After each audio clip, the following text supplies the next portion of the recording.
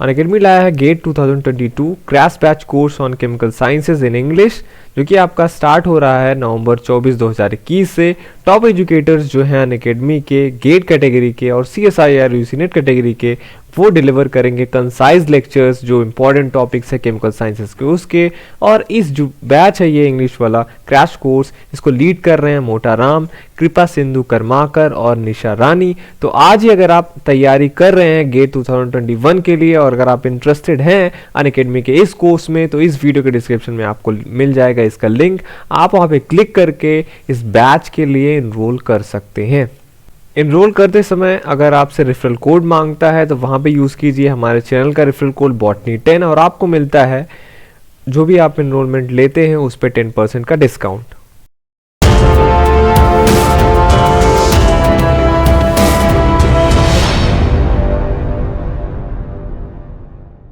Hello friends, welcome to channel masters of botany again. मैं हूं आपका दोस्त विनय कुमार सिंह। हम फंजाई के मेंबर्स पे जो उनके इम्पॉर्टेंट पार्ट्स हैं उनके लाइफ साइकिल में वो पढ़ रहे थे। मैंने आपको बताया था कि इंसवर्स का क्लासिफिकेशन आपको याद रहना चाहिए क्योंकि उन्हीं के बेसिस पे ही सारे जो मेंबर्स है वो रखे जाते हैं और जो मेनली उनके ग्रुप का या सब डिवीज़न या क्लासेस का कैरेक्टर होता है वही जो जनरल फीचर्स हैं वही उनके मेंबर्स में प्रेजेंट होते हैं। कुछ यूनिक फीचर्स होते हैं मेंबर्स में जो उनको यूनिक बनाता है और वही जो है एग्जामिनेशन में आपके पूछा जाता है। ठीक है, तो मैंने इस रो में आपको सिनकाइट्रियम, एलोमाइसीज पढ़ा दिया था, एक्लिया पढ़ा दिया था। ठीक है, सारे चीज़ एक्लिया भी हो गया था, फिर एक्लिया के बाद आपका सैप्रोलिग्निया भी हो गया था। अब आज इस वीडियो में मैं आपको फाइटोप्थोरा के बारे में बताऊंगा। छोटा सा ये वीडियो रहेगा इसका। फाइटोप्थोरा एक इम्पॉर्टेंट मेंबर है आपका और हाफ जो है इसका नेक्स्ट पार्ट में मैं बताऊंगा। तो फाइटोप्थोरा के बारे में देख लेते हैं। फाइटोप्थोरा जो है आपका ये मेजरली क्या होते हैं, पैरासिटिक होते हैं। इससे पहले जो आपने पढ़ा था एक्लिया और सैप्रोलिग्निया दे वर सैप्रोफिटिक, पर फाइटोप्थोरा क्या है, पैरासिटिक होता है। दैट मीन्स वो उसको लिविंग होस्ट चाहिए होता है, लिविंग सेल्स चाहिए होता है जहाँ पे वो पैरासिटाइज करेगा। और कुछ जैसे कि फाइटोप्थोरा क्या है मैंने आपको बताया, फाइटोप्थोरा एक जीनस है। फाइटोप्थोरा जैसे मान लीजिए आप मैंगो की बात करें तो मैंगो ट्री का नाम क्या है, मैंगो आप बताते हैं कि मैंगीफेरा इंडिका है। जैसे मैंगीफेरा इंडिका है तो मैंगीफेरा इंडिका जब तक आप नहीं जोड़ते तब तक आप आम को रिफ़र नहीं करते। जो मैंगो प्लांट है, जैसे गोवा का प्लांट है उसका नाम साइडियम गुआजावा है, तो अगर आप साइडियम केवल जीनस बताते हैं तो उसके अंतर्गत बहुत सारे स्पीसीज आ सकते हैं और वो आपका गोवा प्लांट नहीं हो सकता। वैसे ही फाइटोप्थोरा एक जीनस है, उसके अंदर बहुत सारी स्पीसीज हैं। तो यहाँ पे जो लोअर फंगस होते हैं या बैक्टीरिया होते हैं, हम जनरली स्पीसीज को आइडेंटिफाई आसानी से नहीं कर सकते हैं। आपको माइक्रोस्कोपी भी जो है वहाँ पे काम नहीं देती है। बैक्टीरिया को आइडेंटिफाई करना हो या फंगस को आइडेंटिफाई करना हो, उसके लिए आपको मॉलिक्यूलर टैक्सोनॉमी में जाना पड़ता है, तब जाके आप। तो कुल मिला के जो इनका स्पीसीज़ होता है आप देखेंगे, जो इसीलिए जब आप भी लोअर बॉटनी पढ़ते हैं उसमें सारे का आपको स्पीसीज़ नहीं बताया जाता है। एल्गी का जैसे स्पायरोगायरा है, तो स्पायरोगायरा एक जीनस है, या कारा है तो वो एक जीनस है, उसमें बहुत सारे स्पीसीज होते हैं और जनरली हम एक स्पीसीज के बारे में नहीं मेंशन करते हैं उसमें, क्योंकि उसमें हम पहचानते नहीं हैं।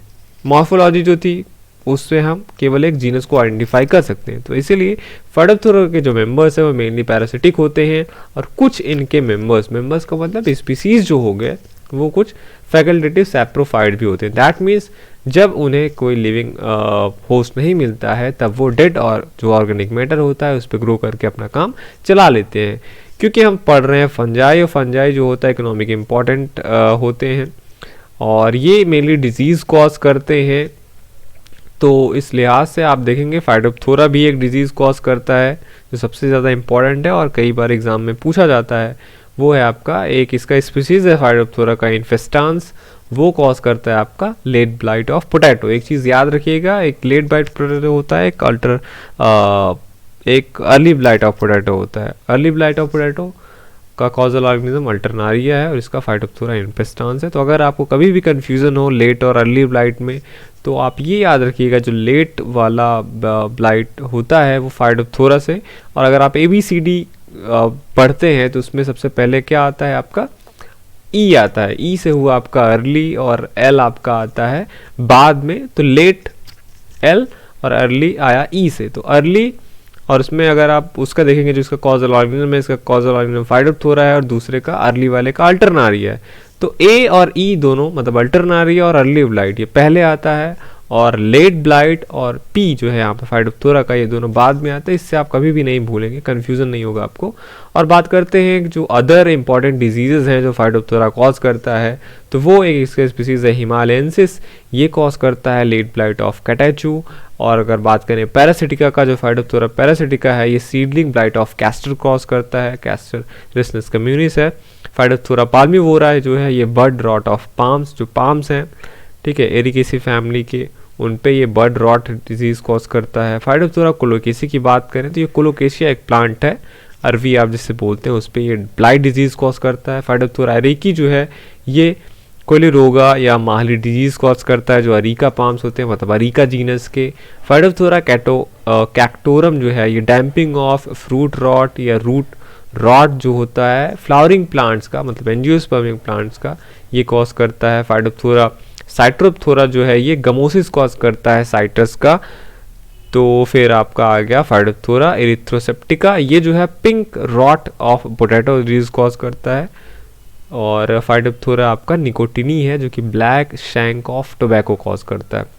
तो ये सब डिजीज़ हैं जो एक्स्ट्रा डिजीज़ हैं फाइटोप्थोरा कॉज करता है। मेन इंपॉर्टेंट जो आपका डिजीज़ है वो लेट ब्लाइट ऑफ पोटैटो है, जिसकी वजह से फाइटोप्थोरा नोन है और आज आपके सिलेबस में है, आप इसे पढ़ भी रहे हैं क्योंकि ये इंपॉर्टेंट डिजीज़ है।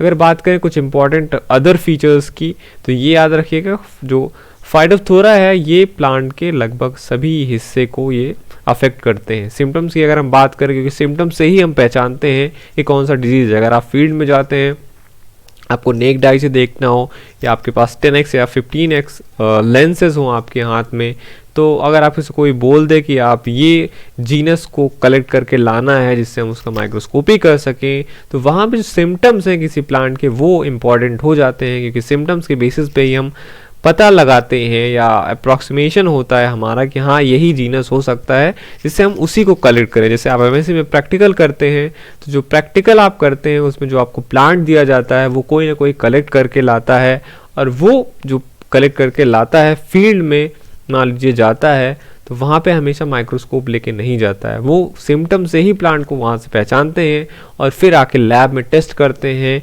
कि वही फंगस है कि नहीं है। तो वही है, सिम्टम इसलिए ज़रूरी हो जाते हैं, जिससे हम केवल सिम्टम देख के ही ये बता सकेंगे कि बहुत का सिम्टम जो होता है यूनिक होता है। तो इनका सिम्टम आप देखेंगे वाटर संकेन एरियाज होते हैं। अर्ली स्टेज में क्या होता है, सिम्टम जो है डेवलप कहाँ करता है, टिप पे और मार्जिन पे, लीफ के वहाँ पे डेवलप होगा। और वेंट्रल सरफेस जो होता है लीव्स का, ये वाइट कॉटनी स्ट्रक्चर्स बनाते हैं क्योंकि वहाँ पे कोनिडियोफोर होता है, कोनिडियोफोर्स पे कोनिडिया लगे हुए होते हैं, और ये वाइट कॉटनी स्ट्रक्चर्स होते हैं वहाँ पे, जो कि आपको वेंट्रल सरफेस पे देखने को मिलेगा।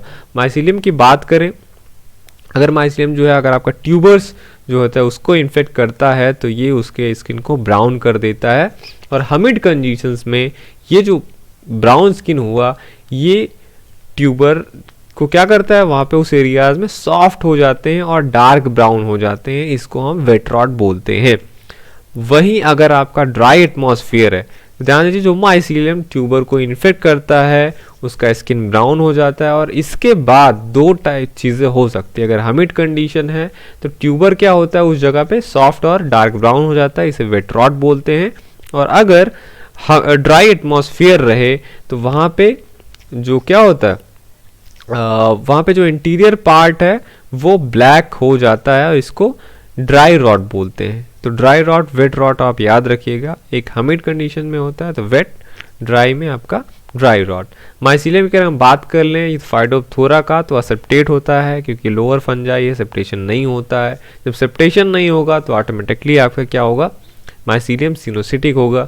अब यहाँ पे हाउसचोरिया भी डेवलप होते हैं, क्योंकि जो यहाँ पे माइसीलियम होंगे वो इंटरसेलुलर होंगे, और जब इंटरसेलुलर होते हैं तब वहाँ पे हाउसचोरिया डेवलप होता है ताकि वो एब्जॉर्व कर सके न्यूट्रिएंट्स का। सेल वॉल के कुछ इंपॉर्टेंट फीचर्स हैं कि यहाँ पे इनका सेल वॉल जो होता है ग्लूकॉन का बना हुआ होता है, काइटिन जो होता है यहाँ पे एब्सेंट होता है, ठीक है। मैक्सिकोमाइकोटिना के मेंबर में मोस्टली काइटिन का मतलब कंपोजिशन नहीं होता है सेल वॉल्स का, तो ये था फाइटोप्थोरा, कुछ फीचर्स रिप्रोडक्शन इसका बचा है जिसकी हम बात करेंगे नेक्स्ट पार्ट में। देखते रहिए आप अपना channel masters of botany, and thank you for watching this video.